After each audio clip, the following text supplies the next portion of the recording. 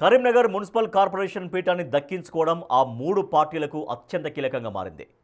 రాష్ట్రంలో కాంగ్రెస్ అధికారంలో ఉండటం, కరీంనగర్ ఎంపీ కేంద్ర మంత్రిగా కొనసాగుతుండడం, అక్కడ ఎమ్మెల్యేగా ఓటమి ఎరుగని గులాబీ పార్టీ అభ్యర్థి ఉండడంతో అందరి చూపు కరీంనగర్ కార్పొరేషన్ వైపు ఉంది. ఉత్తర తెలంగాణలో అతిపెద్ద మున్సిపల్ కార్పొరేషన్లో పాగా వేసేందుకు మూడు ప్రధాన పార్టీలు వ్యూహాలు ప్రతివ్యూహాలు రూపొందిస్తున్నాయి. ఇప్పటికే డివిజన్లలో బలమైన అభ్యర్థుల కోసం అన్వేషణ మొదలుపెట్టాయి. ఆ క్రమంలో జంపు జిలానీలు పెరిగిపోవడంతో కరీంనగర్ కార్పొరేషన్ ఎన్నిక ఆసక్తి రేపుతోంది.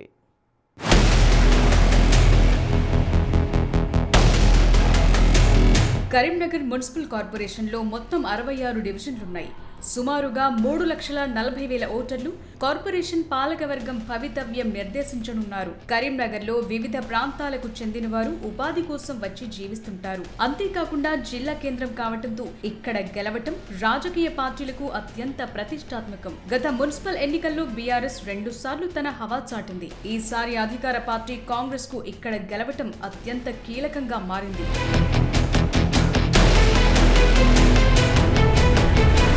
గత మున్సిపల్ ఎన్నికల్లో కరీంనగర్లో కాంగ్రెస్ ఒక్క డివిజన్లో కూడా గెలవలేకపోయింది. ఈ క్రమంలో ఈసారి మ్యాజిక్ ఫిగర్ దక్కించుకుని మేయర్ పీఠాన్ని కైవసం చేసుకోవాలంటే అధికార పక్షం చాలా కష్టపడాల్సిన పరిస్థితి ఉంది. మంత్రి పొన్నం ప్రభాకర్ కు ఈ మున్సిపాలిటీతో సంబంధం ఉంది. అక్కడ అప్రతిహతంగా గెలుస్తోన్న గులాబీ పార్టీకి చెక్ పెట్టి 2009 ఎన్నికల్లో కరీంనగర్ ఎంపీగా గెలిచారు. దాంతో ఆ కార్పొరేషన్ లో గెలుపు కూడా ఆయనకు అత్యంత కీలకం. ఈ క్రమంలోనే కాంగ్రెస్ ప్రత్యేకమైన దృష్టి పెట్టి గెలుపు గుర్రాల కోసం అన్వేషణ మొదలుపెట్టింది.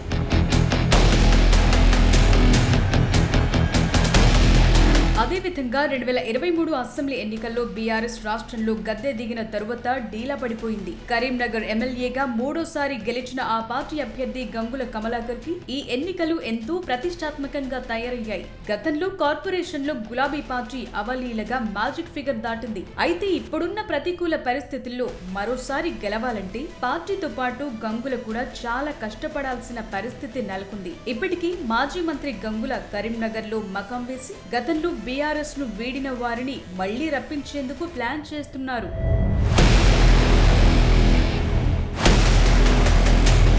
అదేవిధంగా గత ఎన్నికల్లో బీజేపీ గట్టి పోటీ ఇచ్చింది. మంచి ఫలితం కూడా సాధించింది. 13 డివిజన్లలో బీజేపీ విజయం సాధించింది. అదేవిధంగా పలు డివిజన్లలో మంచి ఓట్లను సాధించి 2వ స్థానంలో నిలిచింది. ఇక్కడి నుంచి కేంద్ర హోంశాఖ సహాయ మంత్రి బండి సంజయ్ ఎంపీగా ప్రాతినిధ్యం వహిస్తున్నారు. ఈ క్రమంలో కరీంనగర్ కార్పొరేషన్ లో గెలుపు బండి సంజయ్ కి ప్రెస్టేజ్ ఇష్యూగా మారింది. సంజయ్ చొరవతో ఇప్పటికే వివిధ పార్టీల్లో బలమున్న నేతలు కూడా కాషాయపు కండువ కప్పుతున్నారు. అదేవిధంగా సమావేశాలు నిర్వహించి గెలుపుపై దృష్టి పెడుతున్నారు.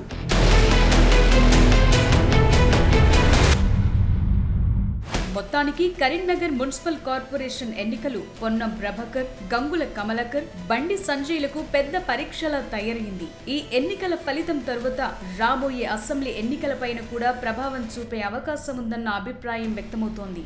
మరి కరీంనగర్ ఓటర్లు ఈసారి ఏ పార్టీని కరుణిస్తారో చూడాలి.